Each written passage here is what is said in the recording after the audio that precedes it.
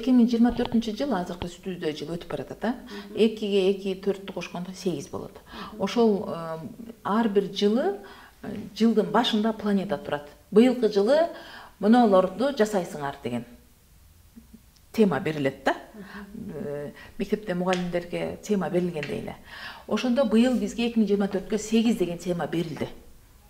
Ошондо 8 энергиясы эмнелерди кылсак плюска чыгарат ар бир адамды, эмнени кылсак минуска түшүрөт ар бир адамды. Быйыл эмгек кылыш керек ар бир адам, баш көтөрбөй.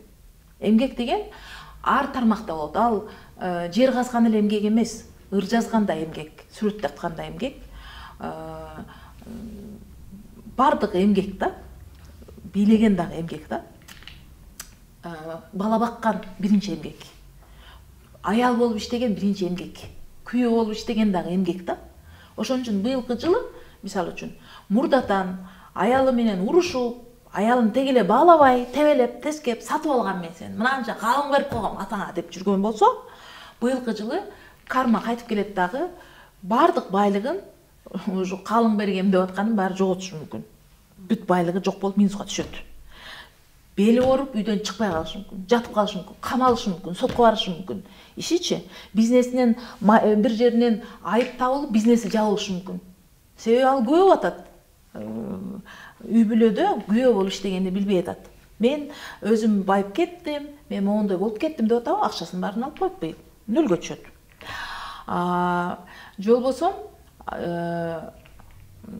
мен онду тууп койдум, болду, мага алып келгиле шубаны. Мен онду тууп койгом, деп эле кыйынсып атат бир эне.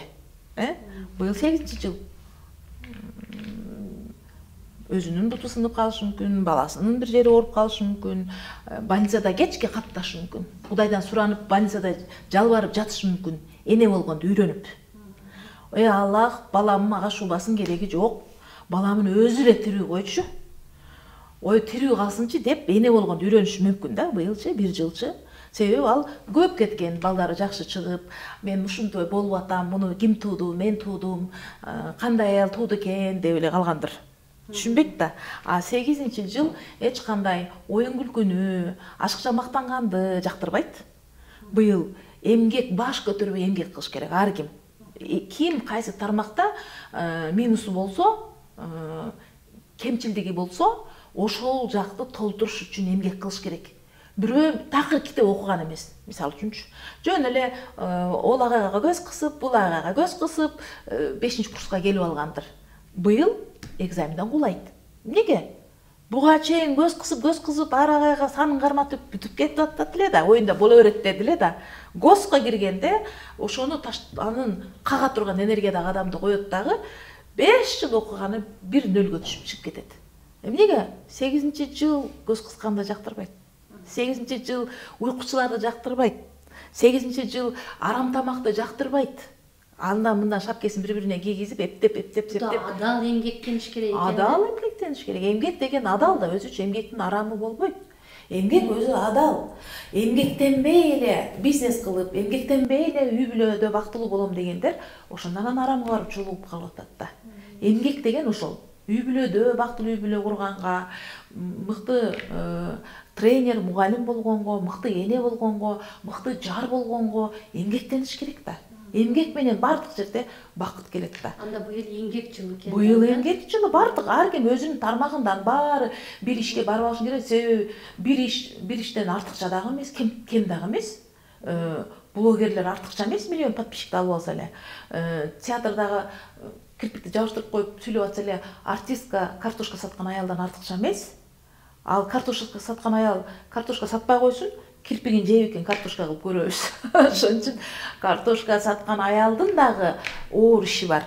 Жакшынакай картошканы коюп, ысыкта, суукта үшүк урдурбай, тегене базарга өз убагында алып чыгып клиентке берген үчүн ал ошол жактан мыкты да. Картошканы өндүргөн дыйкан акындан кем турбайт, акын дыйкандан жогору турбайт да. Биз азыр акылыбыз айнып калгандыктан тундуруу деген ошончо керек болуп атат да. Акыл айнагандыктан блогер миллион подписчик болсо эле ушул сулуу, телевизордон кимди көрсөтсө эле ушул акылдуу. Акылдуунун артында канча минусы болуп атат билесиңби? Сакалды коюп саксайып деп динден бир эки хадисти айтып койсо эле, ой, ушул чыныгы Мухаммед пайгамбардын ээрчиси деп алат. Ким айтты, кана мөрүн көрдүңбү, ким айтты деген адам жок. Анткени адамдардын акылы айныганда бирөөнүн аркасынан эле этегин кармап жетелеп жүрөт да, көзү мындай жумулганда. Ошон үчүн ким бек-бек сүйлөсө, ким энергиясы күчтүү болуп атса, ошону туура деп ойлоно берет. Өзүнүн акылы иштебей калган, парасатычы, разум иштебейт да. Ошого быйылкы жылы ошондой калптардын баарын бет ачылат. Сонун үй куруп алдым. Өкмөттө иштеп туруп, өкмөттөгү досума взятка берип, анан оно жерди өзүм бөлдүрүп алып, 2 кабат сарай салып койдум деген жерин сел алып кетет мүмкүн быйыл. Карма келген жылда. Эч жерден өлбөйм мен, эч жактан эч ким мени ура албайт, мен баарын бир дуа менен тескери кылып коем дегендин өзүн суу жакшына ойноп аткан жерден алып кетип, дуасы менен кошо алып кетип калышы мүмкүн. Ушул карма жылы да. Ажал кайып дейт да. Нике кайып дейт кыргызда. Кыргыздын философиясында бар да. Нике кайып деген кайсы күйөөгө чыгайын, карап берчи цифрасын деген болбойт. Нике кайып. Тагдыр Алла Таалам айтканга чыгасың, Алла Таалам айтканды аласың. Нике кайып. Ажал кайып. Ажал айтып келбейт. Жазып берчи мага, мен качан өлөт экем деп эч ким сурабайт го. Ошондой эле кимге үйлөнөм деп сурабаш керек. Качан өлөм деген сурабагандай эле кимге күйөөгө чыгат, уул төрөсөм, кыз төрөсөм, мен мына күнү кесирбе кылып берим дейт. Маңкурттар дейсиң. Маңкурт философияны түшүнбөйт. Баланы да оюнчук кылып алды. Кааласа уул төрөтмүш, кааласа кыз төрөтмүш. Жок, ошол кесирбе кылып мен ушул күнү төрөшүм. Ошол маңкурт да. Ошол маңкурт, ошо суроону берген адамдын өзү маңкурт. Ошондой ойлонгондуктан кыргыз элинин философиясын билбей калды деген. Ошон үчүн ажал кайып дегендей, ким каерде жан беришин билбейт. Быйыл 8-жыл. Ошон үчүн ар кандай жаратылыштын кырсыктары болуп атат. Ошол адамдар Аллахты унутуп, мындай айтканда, Аллах дегенде бул бир жерде отурган жок ана немеде, Аравияда. Кара ташты айланып эле. Аллах ар кимдин жүрөгүндө. Аллах ар бирибиздин жаныбызда. Аллах сүйгөн үчүн биз тирүү сүйлөп атабыз. Аллах сүйгөн үчүн аба бар, күн кетип кала элек. Аллах болбосо күн кайдан чыгат дагы, аба кайдан болот, суу кайдан агат, сууну ким жасады, күндү ким жасады? Арабтар жасадыбы? Ошон үчүн Аллах деген бул жөн эле тирүүлүккө сыйынуу, тирүү болгонуңа ыраазы болуу. Тиги эл укмуш, биздин эл укмуш, тиги төмөн деп айтпастан. Эмгекте салыштырбайт. Мен көп иш кылдым, мен аз иш кылдым, мага көп акча бер дебей эле, унчукпастан өзүң ырахат менен жашай бериш керексиң. Ар бир адам Кудай бар үчүн турат да. Ошон үчүн аны ар жерге кое берген дагы болбойт. Ал теманычы. Анан карма болгон үчүн мен ушуну айтып калдым да, тагдыр деп ушул темага келип калдым. Анткени карманы ал мурда өзүнүн тагдырында жазылып калган да. Подсознанияда бар да. Подсознанияны эч ким оңдой албайт да. Мектепте сознанияңы өстүрөт, китептер сознанияңы өстүрөт, университет сознанияңы, подсознанияң жете таңган келип калды да. Ошон үчүн сен жаралганда тагдырың кошо жазылган деген ошол да. Демек, сен тагдырды да моюнга алыш керексиң. Анан азыр дагы эмгек кыла бериш керексиң. Сен мисалы үчүн быйыл аябай жакшы эмгек кылып, аябай жакшы мисалы жөн эле пол жугуч болуп иштейт бирөө. Аябай жакшы пол жууду да быйылчы. Ушундай пол жууду иши убактысында туура барып, канчадан балтылдап, кыштын күнү жамгырда ылай келсе дагы эч кимге кабак кашын түйбөй күлүп жайнап пол арчый берди. Анын эмгеки сөзсүз бааланат. Себеби бирөө көрөт. Мен ылай болуп кирсем, унчукпай күлүп келип полду арчып койду. Анан мага бутума тряпка койду, шуну арчып кир деп. Мен жууп койдум, бутуңа карабайсыңбы деп сөгүнгөн жок. Деп ал өзү уялып калат. Жанагы пол жууган аялдан ушунчалык уялат өзү, бирөөнүн эмгегин баалабагандыгынан. Тиги эмгегин баалап кой деп кыйкырган жок да. эмгек ак ниеттен эмгек кылып атпайбы? Полду жалтыратып жуупчу. Аны дароо пол ошол жерде ишке берген адам байкайт. Дайым келсе пол жалтырап турат. Дайым келсе эч ким жыгылган жок полдон. Дайым келсе жамгырда деле таза, качан болсо таза. Демек буга ашыкча акча бериш керек үстүнө. Мен ушуга бир ыраазычылык билдирип коеюнчу. Мен ушуга бир нерсе берейинчи деп жанагы жердеги начальник ким болсо дагы бере баштайт. Жөн эле көчөдөн өтүп кетип аткан эркек киши дагы акча бере баштайт.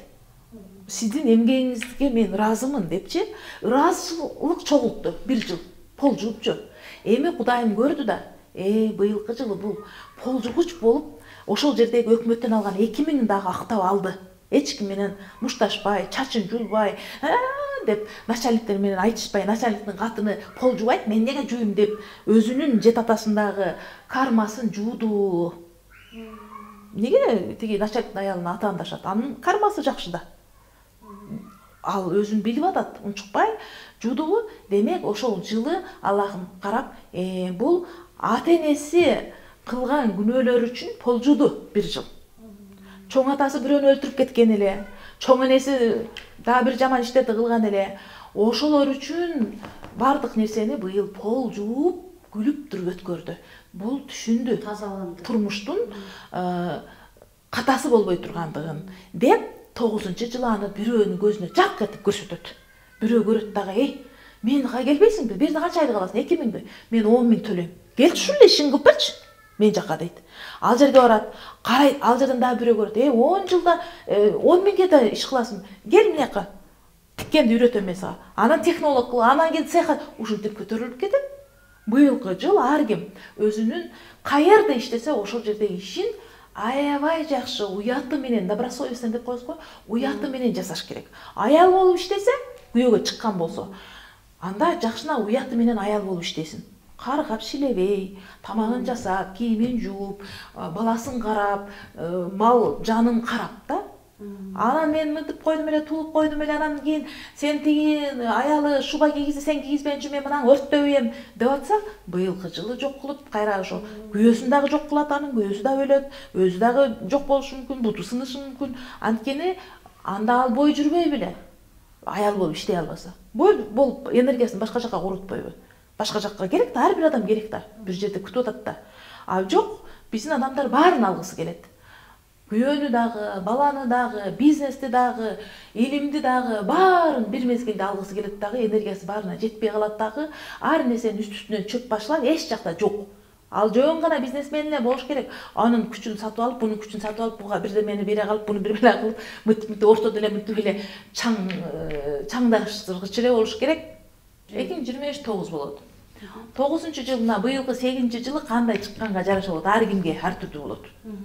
Быйыл эгерде ким башына келген, быйыл кайгы келди бирөөнүн башына. Демек ол мурдатан ар жерге колго түшпөй жүргөн да. Ак үйдө, көк үйдө таанышы бар, ак үйдө, көк үйдө аяшы бар, жүргөн да. Быйыл бардыгы алдырды.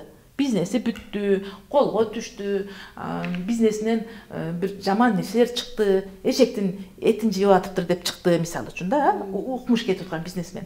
Демек, быйыл карма жетти ошол адамга. Эми ошо карма келгенде адамдын уят ойгонот. Өзү түшүнөт эмне үчүн чыкканын. Ар бир адам билет канча жегенин, кимди өлтүргөнүн, кимдин катын тартып алганын, кимин эрин бузуп алганын өзү билет. Ошондо ал эми ошону ичинен өзү түшүнүп, бая арам бизнес тартып алдым эле бирөөнүкүн. Бирөөнүн эмгегин тартып алып, меники, мен атыман, мен жасаган буну деп чыгып алдым эле. Өзү бизнес меники эмес эле. Бул мода меники эмес эле, бул ыр меники эмес эле. Жөн эле өзүм мен ырым деп автор болуп алдым эле деп түшүнүш керек да. Бунун ээси башка эле деп. Билүүчүлүк болот экен да. Билсе, анда эмдиги жыл оңоюраак жашайт.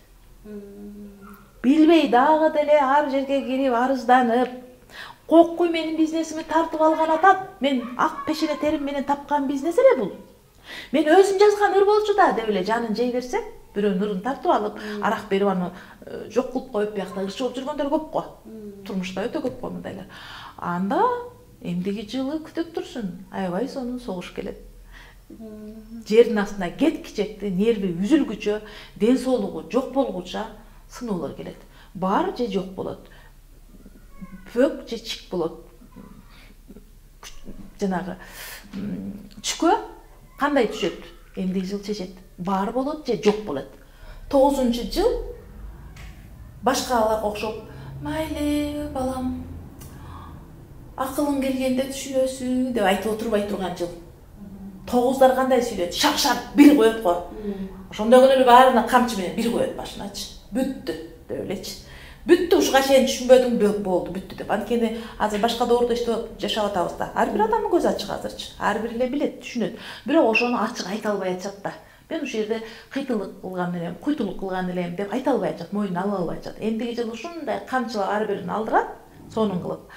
Ооруп аткан бири ооруп өлөт, бири бизнеси банкрот болуп өлөт, бири доллардын курсу түшүп өлөт. Иш кылса 8-жылдагыны түшүнбөсө, адал эмгекте. Эмдиги жылы места жок болосун деген сөз. Эгерде быйыл эмгек кылып, деги эле китеп бетин ачып көрбөй, мугалим болуп жүргөн болсо, китеп ачып, ар кимдикин жаттап алып эле, канзаски жактап алып, акча алып жүргөн болсо, быйыл окуп өзү эмне окутуп атат өзү? Студенттерге кайрадан окуп, быйыл бирөөнүн аты менен бир бай күйөөгө тийип, ошол бизнесин тартып алган болсо, мен ошонун аты менен бизнес кылдым эле. Эми мен өзүм бизнес несин окушум керек деп быйыл чоң акча төлөп ошо бизнести окуш керек ал. Бирөө эмгегин тартып алганда ал баласы үчүн таштап койгон макул депчи. Эркек мисалы үчүн, туурабы? Ал эми ошол бизнес башын жейт анын. Ошон үчүн быйыл баардык нерсени ордуна кое турган жылда 8. Честно ордуна адам аралыкты ар ким өзү билет эмне кылгандарын. Ошону ордуна койсо, эмдиги жылы ал жакшы жакка кетет. Энергиясы плюска өтөт. Себеби быйылкы экзаменден өттү. Ар жылы экзамен бар да, башында койгон тематикадан түшүндү деген сөз да. Ак эмгек менен баар тап, эмгек кылдыңбы деп сурайт да планетачы. Анан эмгек кылдым, ушуга чейин окубадым эле окудум, ушуга чейин өзүм эңкейип пол жуубадым эле үйүмдө, дайыма нянкаларды, служанкаларды жумшачу элем.